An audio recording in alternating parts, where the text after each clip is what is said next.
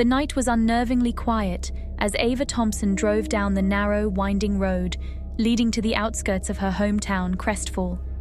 She hadn't been back in years, but when she'd received the news about her uncle's death, she knew she had no choice. The old man had been her only living relative, and he'd left her something important, according to the lawyer. Ava glanced at the faded map on the passenger seat, the only guide she had to the location of the mysterious inheritance. Her uncle's lawyer had been cryptic, telling her that she needed to see it in person to understand. All Ava knew was that it involved an old property her uncle had purchased years ago, one that had a reputation among the locals as a place best forgotten: the Crestfall Asylum. Ava had heard stories about the asylum when she was a child. It had been shut down decades ago after a fire destroyed most of the building, killing several patients and staff. Some said the fire was an accident. Others whispered that it was started deliberately by one of the inmates, an inmate who had vanished in the chaos and was never found. The place had been abandoned ever since, left to rot and decay. It was said to be haunted, cursed even, but Ava had never been one to believe in ghost stories. Still, as she approached the rusted iron gates of the asylum, a shiver ran down her spine. The place was a hulking ruin, its once grand facade now covered in ivy and creeping vines. The windows were broken and the doors hung askew, as if the building itself was trying to keep something inside. Ava parked her car outside the gates and got out, her breath visible in the chilly night air. She pushed open the gate, the hinges screeching in protest, and made her way up the cracked stone path to the entrance. The air was thick with the smell of damp earth and decaying wood, and the silence was oppressive, broken only by the sound of her footsteps echoing off the walls. She reached the front doors and hesitated, her hand hovering over the handle. Something about this place felt wrong, but she had come too far to turn back now. With a deep breath, she pushed open the door and stepped inside. The interior was even worse than she had imagined. The walls were blackened with soot, and the floor was littered with debris, broken furniture, shattered glass, and the remnants of old medical equipment. The air was stale and musty, heavy with the weight of years of neglect. Ava pulled out her flashlight and swept the beam across the room. The light revealed a grand staircase leading up to the second floor, its banister cracked and splintered. To her left was a hallway leading deeper into the building, its walls lined with peeling paint and faded, water-stained wallpaper. She took a step forward, her foot crunching on something brittle, and froze. There was a noise, a soft, almost imperceptible whispering, like the sound of a distant conversation. It was so faint that she wasn't sure if she was imagining it, but the hairs on the back of her neck stood on end. She shook her head, trying to dispel the unease that had settled over her. She was being ridiculous. The place was old, decrepit. Of course it would make strange noises.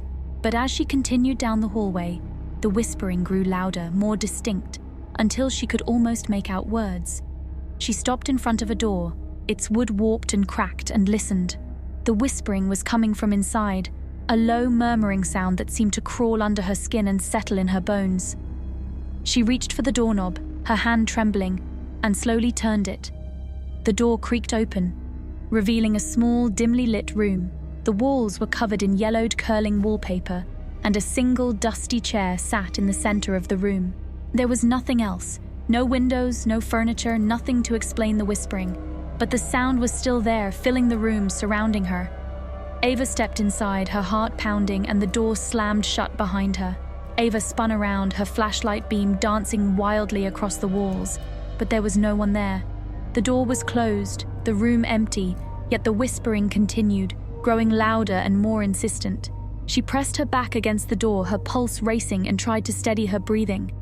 She told herself it was just the wind, the old building settling, anything to rationalize the unnatural sound that seemed to be all around her. But deep down, she knew that wasn't true. The voices were real and they were getting closer. She squeezed her eyes shut, willing the sound to go away, but it only intensified, becoming a cacophony of murmurs and half-heard words that seemed to burrow into her mind. Then, as suddenly as it had started, the whispering stopped. The silence that followed was deafening, oppressive, and Ava slowly opened her eyes, half expecting to see something standing in front of her. But the room was still empty. She took a deep breath, trying to calm her nerves, and reached for the door handle. It turned easily, and she pushed the door open, eager to get out of the stifling room and away from the oppressive silence. But as she stepped back into the hallway, she felt a sudden chill, a cold draft that seemed to seep into her bones. She shivered and pulled her coat tighter around her, but the cold persisted, gnawing at her, making her feel weak and disoriented. She needed to find whatever it was her uncle had left her and get out of this place. The hallway stretched out before her, dim and foreboding, and she could barely make out the outline of the staircase at the far end. She started toward it, her footsteps echoing off the walls, but she couldn't shake the feeling that she was being watched. The farther she went, the colder it became until she was shivering uncontrollably, her breath coming in short, ragged gasps. The flashlight flickered, the beam dimming, and she quickened her pace, desperate to reach the staircase, to get out of this place before... The whispering started again.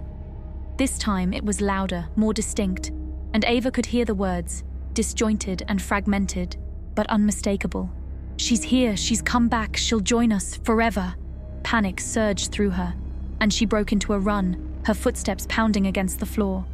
She reached the staircase and took the steps 2 at a time, the whispering growing louder, more urgent, as if the voices were right behind her, chasing her, pulling her back into the darkness.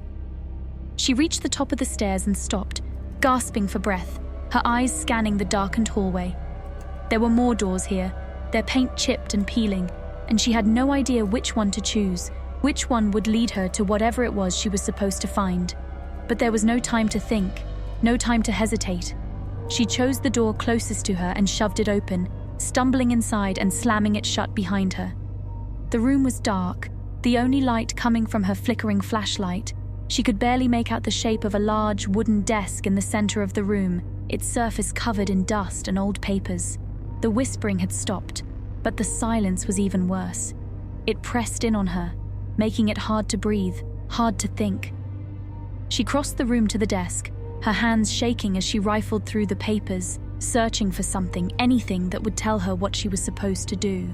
And then she saw it, a small black key lying in the center of the desk, half buried under a stack of yellowed documents. Ava picked it up, her fingers brushing against something cold and metallic, and a shock of pain shot through her, as if the key had burned her. She gasped and dropped it, the key clattering to the floor. The whispering started again, louder and more frantic, the voices overlapping, merging into a single maddening chorus. "Take it, take it, take it." Ava dropped to her knees, her hands fumbling for the key, but it was as if the room itself was fighting against her, the cold seeping into her bones, sapping her strength. She grabbed the key and stumbled to her feet, clutching it tightly in her hand. The pain was still there, a searing, burning sensation that pulsed through her entire body, but she couldn't let go. The key was important, she knew that now, but she had no idea why or what it was supposed to unlock. As she staggered to the door, the voices screaming in her ears, and flung it open, the hallway was empty, the cold even more intense than before, and she could barely see through the darkness that seemed to cling to everything. But she didn't care. She ran, the key clutched in her hand, the voices chasing her, pulling at her, trying to drag her back into the shadows. She reached the end of the hallway and saw a door, larger and more ornate than the others, its surface covered in strange, intricate carvings. She knew instinctively that this was the door the key was meant for. She shoved the key into the lock, the metal searing her hand, and turned it. The door creaked open, revealing a narrow staircase leading down into the darkness. A cold, damp draft wafted up from the depths, carrying with it the faint scent of earth and decay.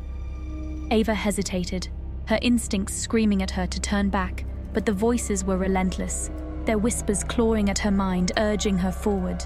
Join us, forever." With no other choice, she stepped onto the staircase, the wood groaning under her weight. The door slammed shut behind her, the finality of the sound echoing in the confined space, trapping her in the suffocating darkness. Ava's flashlight flickered, its beam weak and unstable, barely illuminating the steps in front of her. She descended slowly, each step taking her deeper into the cold, oppressive void. The whispers seemed to intensify, surrounding her from all sides, their words a twisted mockery of comfort and invitation. At the bottom of the stairs, Ava found herself in a long, narrow corridor, its walls lined with crumbling brick and rusted metal pipes. The air was thick with moisture and the cold was unbearable, seeping into her bones, numbing her senses. Her flashlight flickered again and then, with a soft pop, it went out, plunging her into total darkness. Panic surged through her, but before she could react, a faint light appeared at the far end of the corridor, a dim, ghostly glow that beckoned her forward. She had no choice but to follow it, her footsteps echoing in the silence, the voices growing louder with every step. As she approached the light, she could make out the shape of a large iron door at the end of the corridor, its surface covered in the same strange carvings as the door upstairs. The light seemed to emanate from within, casting eerie shadows that danced across the walls. Ava reached the door and hesitated, her hand trembling as she reached for the handle. The voices were deafening now, a cacophony of screams and whispers that filled her mind, drowning out her thoughts. "Open it, open the door, let us in." She couldn't resist. With a trembling hand, she pushed the door open and stepped inside. The room beyond was vast, its walls covered in more of the strange carvings, the floor a patchwork of cracked stone and dirt. In the center of the room stood a large stone altar, its surface stained with dark, dried blood. The source of the light was a single, flickering candle that sat on the altar, its flame barely holding on in the still, cold air. Ava approached the altar, her heart pounding in her chest, her breath coming in short, ragged gasps. The voices were screaming now, their words a jumbled mess of madness and desperation, urging her to do something she couldn't understand. And then she saw it, a book, ancient and tattered, lying on the altar next to the candle. Its cover was blackened with age, its pages yellowed and brittle. The title was written in a language she didn't recognize, the letters twisted and jagged, like the carvings on the walls. She reached out to touch it, but as her fingers brushed the cover, the voices stopped. Silence fell over the room, heavy and suffocating. The cold seemed to retreat, replaced by a stifling heat that pressed down on her, making it hard to breathe. And then the book opened on its own, its pages flipping wildly, as if caught in a strong wind. The candle flame flared, casting grotesque shadows on the walls, and the room began to shake, the ground beneath her feet rumbling with a deep, ominous growl. Ava stumbled back, her eyes wide with terror, as the book settled on a page near the middle. The words on the page glowed with an unnatural light, pulsing with a dark energy that filled the room with a sense of dread and despair. She couldn't look away, her gaze locked on the words that seemed to crawl across the page, twisting and writhing like living things. And then she understood. The book wasn't just a book. It was a doorway, a portal to something ancient and malevolent, something that had been trapped here for centuries, waiting for someone to set it free. The voices returned, no longer whispering but screaming, their words a twisted chant. "Release us, release us, release us." Ava felt herself being pulled toward the book, her body moving of its own accord, her hand reaching out to touch the glowing words. The heat was unbearable now, the air thick with the stench of burning flesh and sulfur, but she couldn't stop herself. She touched the page, and the world exploded into darkness. The last thing Ava heard before the darkness consumed her was the sound of the door slamming shut, sealing her fate. And in the silence that followed, the voices faded, leaving only the echo of their final chilling whisper, "Welcome home."